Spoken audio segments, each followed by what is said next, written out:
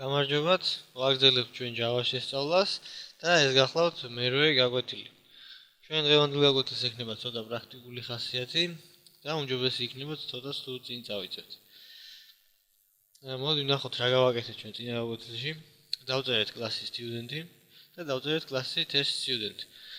სადაც ვქმნით აი ამ student კლასის ობიექტს და ვიყენებთ მას. მოდი გავაგრძელოთ მუშაობა ამ student კლასთან და შევქმნათ კიდევ ერთი ობიექტი. მაგალითად student nina ნიჭობის ოპერატორი new student. ახლა აი ამ ობიექტისთვისაც, რაც ჩვენ შევქმნით აი ამ სტრიქონის მეშვეობით,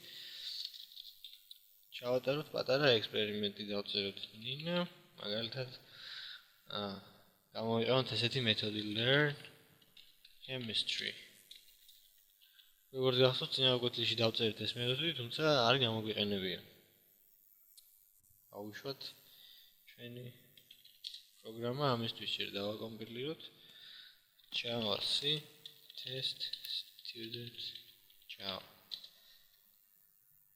როგორც ხედავთ, დაკომპილირდა, ესე იგი შეცდომები არ არის. ეხლა გავუშვათ ეს ჩვენი პროგრამა Java test student. Chemistry learned დავიწერა.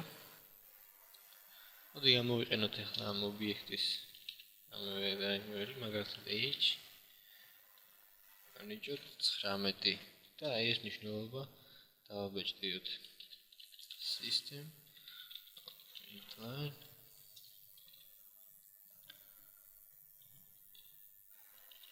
age of Nina is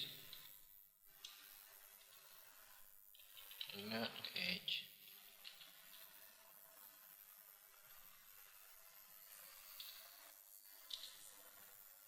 დავაკომპილირეთ, გავუშვათ.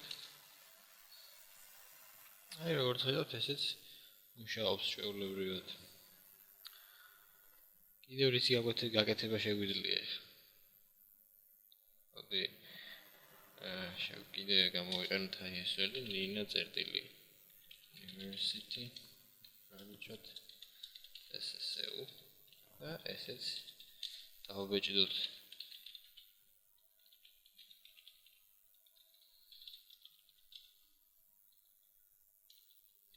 დაპირ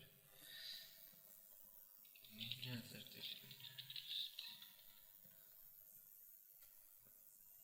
ვნახოთ ეს რას იზავს.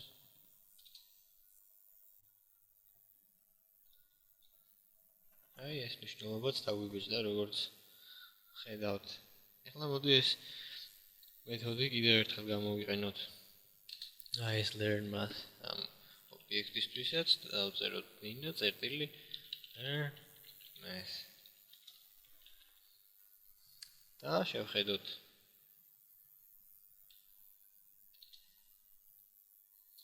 კომპილირდა, ახლა გავუშვათ.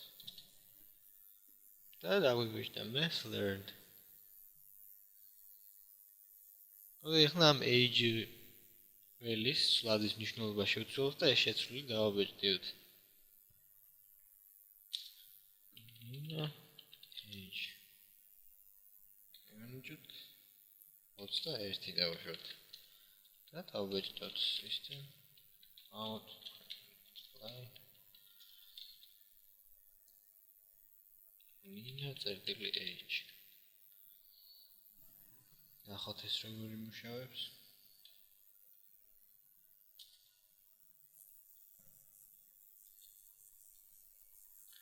აი 19 შემდეგ 21 ეს შეცვლილი მნიშვნელობაც დაგვიბეჭდა. მოდი ახლა აი ამ პირველი ობიექტისთვისაც რაც შევქმნით, შევცვალოთ რაიმე ნიშნულობა.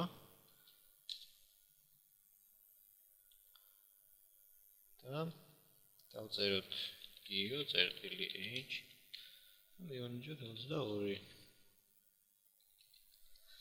და ახლა დავაბეჭდოთ system out print line geo წერტილი age.